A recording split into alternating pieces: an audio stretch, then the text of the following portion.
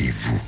Et dans Vos animaux et vous, on démarre cette émission en parlant de nos chats qui ont l'habitude de nous ramener de drôles de choses parfois. Alors ça peut être des souris, pas forcément mortes d'ailleurs, des oiseaux ou des objets divers et variés. On va essayer de décrypter ces comportements, de trouver peut-être des solutions pour les comportements les plus désagréables pour nous lorsque cela est possible, en compagnie de notre éducatrice Sandy Décorsia. Bonjour Sandy.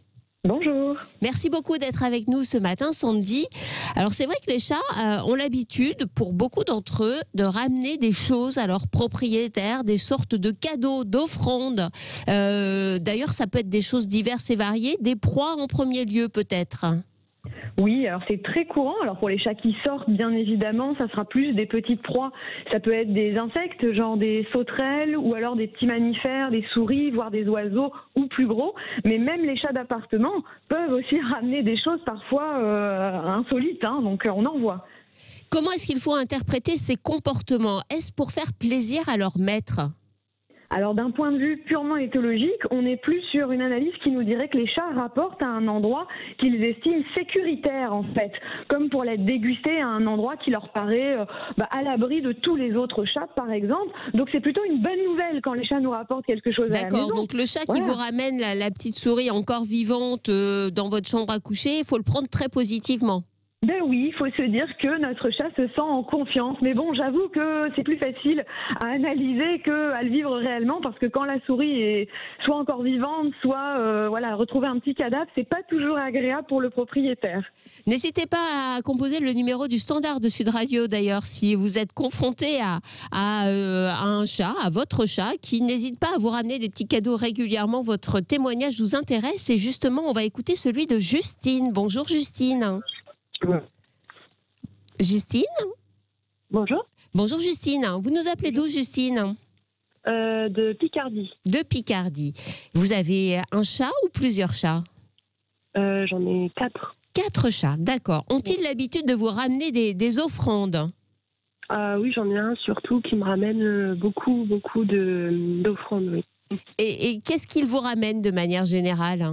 En général, c'est des mulots, des oiseaux, surtout des oiseaux. Ouais. D'accord. Et comment vous le prenez ? Vous le prenez bien ça... Vous vous dites c'est normal ? Je le prends bien, oui, quand c'est dans des endroits appropriés. Mais quand c'est comme par exemple dans la chambre, je le prends moins bien. Ouais. Et vous lui dites quoi dans ce cas-là, Justine ? Je lui dis trop rien. Je suis plutôt surprise, mais bon. D'accord. Après, c'est l'instinct de chasseur, quoi. On n'y peut rien. Alors justement, on va demander l'avis de Sandy. Est-ce qu'il faut vraiment mettre ça sur le dos de l'instinct de chasseur ? Comment interpréter ce comportement, Sandy ? Alors effectivement, madame a raison, on est plus sur quelque chose d'instinctif, puisque les chats chassent pour le plaisir et pas que parce qu'ils ont faim. Donc même si vous lui donnez des merveilleuses croquettes à la maison ou n'importe quoi, il est possible que le chat vous ramène quand même des petites proies à la maison. Ça l'occupe et c'est quelque chose dont il a besoin. Donc c'est très très compliqué d'effectivement de lui dire stop. Ça va être, c'est comme d'aller contre son instinct. Donc c'est vrai qu'on ne peut pas faire grand-chose, aller contre l'instinct.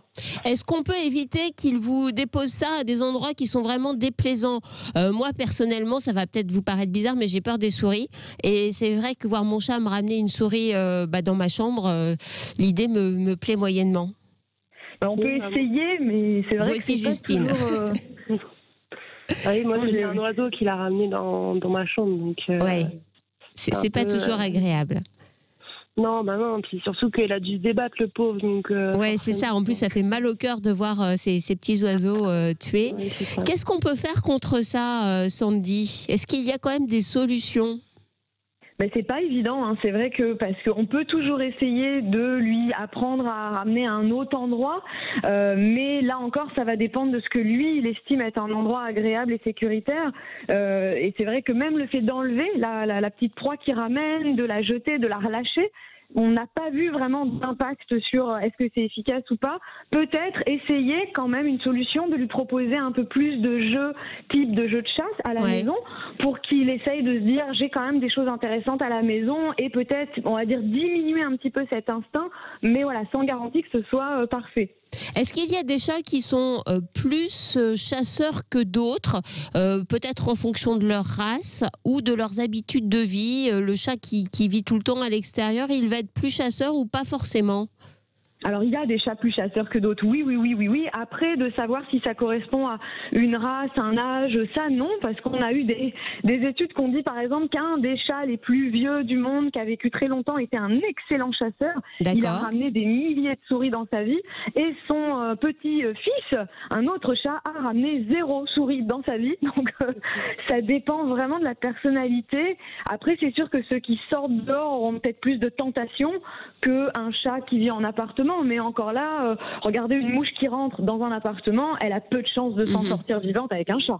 Donc c'est vraiment un comportement naturel et on ne peut pas y faire grand-chose si je comprends bien ce que vous nous dites. Absolument. On peut essayer, comme je dis, de proposer plus de jeux, plus d'activités pour peut-être faire en sorte que le chat comprenne qu'il y a d'autres choses à faire. Mais après, effectivement, c'est compliqué d'enlever quelque chose qui est instinctif. La seule chose que la LPO propose, et ça, ce sont des bonnes choses, c'est de mettre parfois des petits colliers très visibles, très colorés pour que les oiseaux les voient arriver et protéger un petit peu la faune de cette façon. Oui, vous avez raison de le préciser, Sandy, parce que la LPO, la Ligue de protection des oiseaux, a publié il y a quelques mois une étude qui a expliqué le rôle quand même très important des chats dans la disparition des oiseaux du jardin. Donc c'est vrai qu'il faut arriver à ménager tout le monde. D'un côté, l'instinct de chasseur de nos chats et de l'autre, la préservation des oiseaux qui, pour certaines espèces, sont plutôt en voie de raréfaction. C'est pour ça, il y a même des types des enclos, des choses comme ça à proposer. Il y a plein de petites solutions à essayer, même des choses pour éviter qu'ils grimpent aux arbres trop hauts, etc. Donc des solutions, il y en a. D'accord. Merci à vous, Justine, pour votre appel. On vous souhaite un excellent week-end. On va maintenant passer la parole à Eva. Bonjour Eva. Bonjour. Vous aussi, Eva, votre chat vous rapporte des choses? Alors oui, elle me rapporte des choses, mais moi c'est un peu particulier. Oui. C'est pas des proies vivantes. D'accord. Alors, en ce moment, ce qui lui plaît beaucoup, ce sont des masques. Des masques? Ah, des masques pour protéger du coronavirus, ça, elle adore. Oui. Donc, j'ai beaucoup de masques, des paquets de cigarettes. Ah oui, elle nettoie la voie publique, en fait, si j'ai bien compris. Sauf que c'est pas très agréable parce que des fois, ça atterrit dans la maison et avoir des masques usagés, ça me fait un peu peur. Sachant que j'ai un enfant en plus, donc j'ai pas trop envie qu'il touche à ça. Bien sûr. Même pas du tout. Et après, ça varie. Des fois, j'ai des emballages de tablettes de chocolat, mais elle les met toujours devant la porte et des fois, c'est à l'intérieur de la maison. D'accord. Donc je comprends pas trop, en fait, pourquoi. Sandy, est-ce qu'on peut essayer d'apporter une explication au comportement de la chatte? Je crois que c'est une chatte, hein, Eva, si j'ai bien compris. C'est ça. D'accord. Comment s'appelle-t-elle, Rosie. Rosie. Sandy, comment vous interprétez le comportement de Rosie? Alors autant sur l'acte, on est vraiment sur quelque chose encore où votre chatte s'éclate. Rosie, elle prend du plaisir à chasser. Après, peut-être que masque, petits emballages, c'est léger. Peut-être qu'il y a un côté légèreté et agréable pour jouer avec selon sa perception des choses. Mais c'est vrai que c'est assez surprenant qu'elle vous rapporte que des choses comme ça. Peut-être qu'il y a une texture aussi qu'elle aime bien. Il faudrait aller faire plein de tests pour voir un petit peu ce qu'elle trouve d'agréable à ramener ce genre de proies, parce que pour elle, ce sont des proies, et voir un petit peu peut-être sa stimulation à la maison, si justement on ne peut pas essayer de lui donner des jeux plus adaptés que ça. Alors justement, est-ce qu'elle a, Eva, des petits jouets pour l'occuper chez vous? Mais oui, elle a des jouets, mais il faut dire que c'est vrai que j'ai plus trop le temps de jouer avec elle, vu que j'ai un petit bébé à la maison. Oui. Et du coup, je ne veux pas jouer avec elle. Donc, est-ce que c'est pour ça? Je ne sais pas. Mais en tout cas, elle a des petites balles, oui, pour jouer seule. Voilà. Après, elle préfère sortir, c'est sûr. J'ai un jardin, donc elle préfère sortir. Mais voilà. Après, je me disais, est-ce qu'elle a vu que tout le monde portait des masques dans la rue? Donc, elle s'est dit, tiens, les maîtres, ils ont besoin d'avoir aussi un masque. Alors là, je ne sais pas si on peut aller aussi loin dans l'interprétation. Sandy, vous en pensez quoi? On peut toujours imaginer en tout cas, mais il faudrait quand même lui expliquer que c'est pas la bonne solution. Mais je pense vraiment que c'est un nouveau jouet, tout simplement. Avant, on n'avait pas de masque qui voltait dans la rue, etc. Et depuis quelques temps, effectivement, malheureusement, on en voit plein. Donc il suffit qu'elle se dise, oh cool, un nouveau jouet, et voilà, elle vous rapporte ça toute contente de dire j'ai chassé ça. Est-ce que là, pour vous, c'est aussi un comportement de chasse? Parce qu'on n'est pas sur une proie pour le coup, on est vraiment sur des objets. Oui, même sur des objets, on est sur de la chasse. Regardez nos chats à la maison quand on joue avec eux, une petite balle par exemple. Vous avez des chats qui rapportent la petite balle et pour la relancer ensuite. C'est vraiment ce comportement de chasse, même s'ils arrivent à faire la différence quand même entre quelque chose que je vais consommer et quelque chose que je ne vais pas consommer. Et certains chats ramènent des proies vivantes, mais ne les mangent pas parce qu'ils n'ont pas faim, encore une fois. C'est vraiment juste la chasse. Donc oui, pour moi, on est sur de la chasse. Est-ce que vous pouvez essayer de nous conseiller des jouets de substitution qui vont permettre au chat de focaliser son instinct de chasseur sur des jouets et pas sur des proies extérieures, voire des objets? Alors les meilleurs jeux pour les chats qui sont très chasseurs, ça va être ceux où on doit jouer avec notre chat, comme les plumeaux, ceux avec un bâton et au bout vous avez un petit, soit des petites plumes, soit des petites choses qui font du bruit. Et en fait ce mouvement-là, il faut essayer de reproduire un mouvement aléatoire comme si on était une mouche. Vous voyez un petit peu ce côté foufou qui vole. Et ça peut vraiment intéresser le chat. Plus qu'une petite balle qui des fois il trouve que c'est pas une chasse très exceptionnelle, donc ne pas hésiter à jouer avec son chat et à faire nous-mêmes au final la mouche, l'oiseau, le papillon. Et les petits trucs un peu électroniques là qui envoient des projections, des petits faisceaux, vous en pensez quoi? On peut essayer si le chat aime. Moi je trouve que ça rend fou ces trucs-là. Moi, je suis pas fanatique dans le sens qu'il n'y a pas d'attrapage réel de proie. C'est-à-dire que le chat attrape une lumière, mais au final, il attrape jamais rien. Et donc, on a un peu peur que ça puisse parfois frustrer certains chats. Donc, si vous avez ce genre de jouet-là, n'hésitez pas à terminer la séance de jeu sur quelque chose de concret, comme une peluche qui peut mordre, un plumeau, une balle, voilà, histoire qu'il puisse bien décharger son énergie.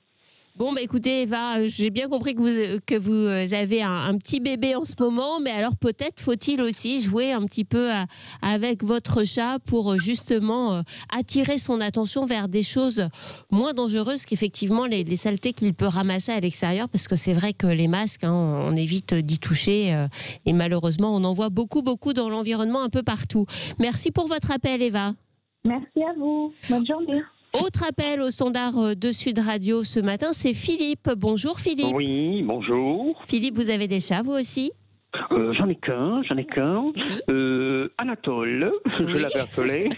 Je l'avais vu dans un film, ça m'avait fait rire. Et puis je m'étais dit qu'un jour, quand j'en aurais un, je l'appellerai Anatole. Eh bien écoutez, c'est un très joli prénom.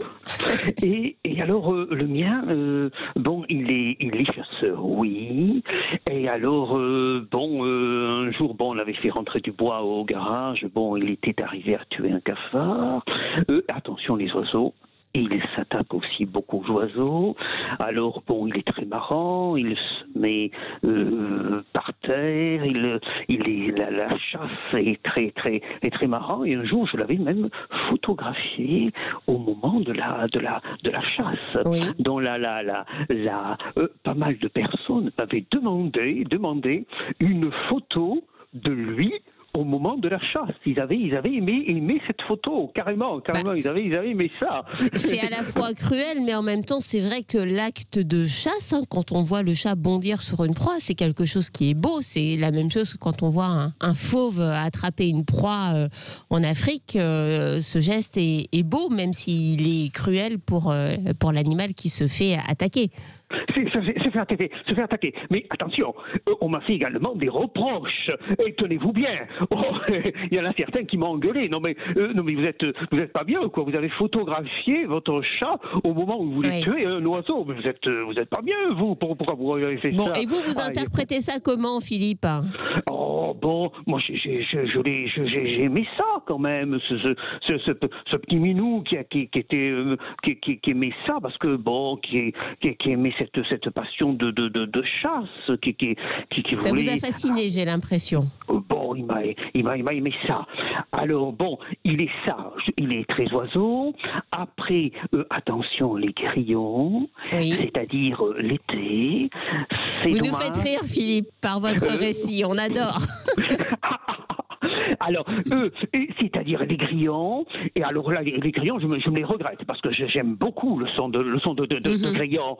Et alors, il s'approchait tout doucement le soir, et il mettait la patte dans le trou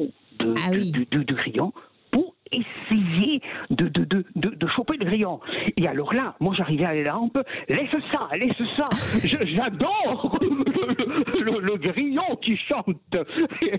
Et alors, je le grondais avec une tape pas très forte, bien sûr. Bon, est-ce que ça l'empêchait de recommencer? Ça l'empêchait de recommencer. Je crois qu'il ne recommençait pas devant moi. D'accord. Et est-ce qu'il a l'habitude de ramener ses prises? Ses prises. Ses proies. Ses proies, c'est-à-dire il est tueur de oiseaux, ça c'est sûr. Hein. Il est des oiseaux.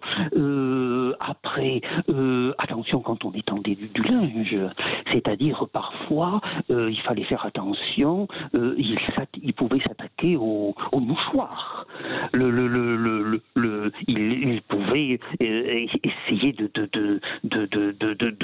choper un mouchoir. Quand le vent volait, il voulait choper un mouchoir. Bon, c'était un bordel quand il allait chez la voisine et qu'il voulait choper un mouchoir.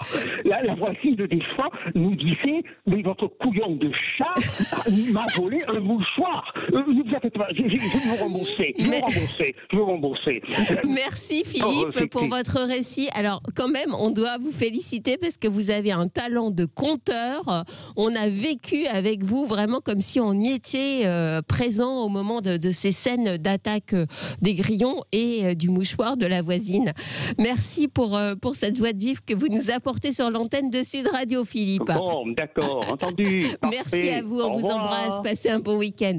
Sandy, juste en guise de conclusion par rapport à ces actes de prédation, parce que finalement c'est souvent cela, ou de jeu des chats, qu'est-ce que l'on peut conseiller aux auditeurs qui nous écoutent et à ce cher Philippe qui nous a vraiment apporté beaucoup de sourires ce matin? Effectivement, alors ceux qui veulent laisser un petit peu leur chat ramener des petites proies, écoutez, les laisser faire si vous voulez, mais sinon on est vraiment sur des chats qui montrent qu'ils ont besoin de dépenser leur énergie, tout simplement comme tous les chats. Donc leur proposer des enrichissements, des jeux et vraiment passer du temps avec nos chats, c'est peut-être quelque chose que des fois on laisse un petit peu de côté. Oui, c'est vrai, parce qu'on a l'impression que le chat, en fait, il peut vivre sa vie tout seul. Ouais. Voilà, pensant qu'ils sont très indépendants, solitaires, et en fait ce sont certes des chasseurs solitaires qui n'ont pas besoin de nous pour chasser, mais c'est quand même bien de développer une relation avec eux et de montrer qu'on peut jouer avec eux et qu'on est tout aussi intéressant qu'un grillon ou qu'un mouchoir de voisine, par exemple. Et on ne les dispute pas parce que de toute façon on est sur un comportement naturel. Complètement naturel, donc la punition en tant que telle, le chat ne la comprend pas et ça n'aurait pas de sens. Donc on essaye plus de proposer des alternatives plutôt que d'essayer d'empêcher ce comportement. Eh bien, merci infiniment Sandy Descorsia pour tous vos bons conseils. Je rappelle que vous êtes éducatrice. Voilà, votre rôle, c'est lorsque vous êtes confronté